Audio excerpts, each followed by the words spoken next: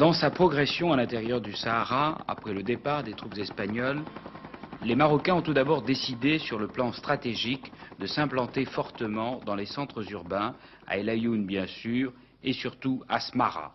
Smara, qui est aujourd'hui la base avancée de l'armée marocaine. Sur cet aéroport minuscule, surtout des hélicoptères indispensables dans cette guerre du désert pour repérer les mouvements des guérilleros. Il faut surveiller de vastes étendues désertiques. Un aéroport fortement protégé, la piste est entourée de barbelés, de champs de mines et également de chars. Indice prouvant tout de même que la région n'est pas totalement sûre et que l'on craint des harcèlements de la part du Front Polisario qui se bat pour l'indépendance du Sahara occidental. Dans le village lui-même de Smara, qui est en fait une toute petite agglomération, la coexistence entre la population et l'armée a l'air de bien se passer, quoique l'atmosphère semble parfois tendue. Les militaires sont tous armés et beaucoup de boutiques sur la grande place sont fermées. La population, initialement de 10 000 habitants, n'est plus que de 3 000 personnes. Deuxième phase de cette récupération du Sahara, installée dans les centres urbains, l'armée marocaine a lancé une opération intitulée Assainissement. Il s'agit maintenant de progresser vers la zone frontière de l'Algérie pour réduire les nids de résistance tenus par le Polisario, assisté par l'armée algérienne.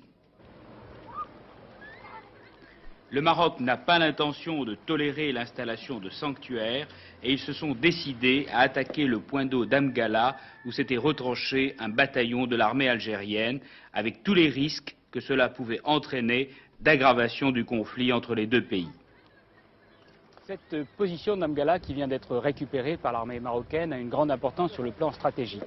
D'abord parce qu'elle est située dans une région de collines et également de plateaux, mais aussi parce qu'elle est située à seulement quelques kilomètres de la frontière mauritanienne. La frontière mauritanienne est le ventre mou du Sahara ex-espagnol et c'est par là surtout que réussissent à s'infiltrer les hommes du Front Polisario et également quelques éléments de l'armée algérienne.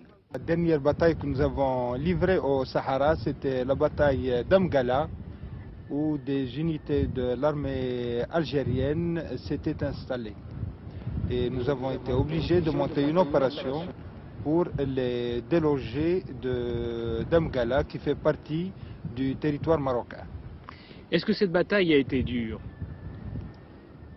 Je ne dirais pas qu'elle a été dure, mais elle était assez chaude comme bataille, puisqu'elle a mis en présence, bien entendu, des effectifs qui n'étaient pas très nombreux. Il y avait du côté algérien près de 450 éléments, avec quelques éléments du Polisario, et du côté marocain, il y avait de groupements tactiques. Et les armées algériennes et le Polisario étaient fortement armés?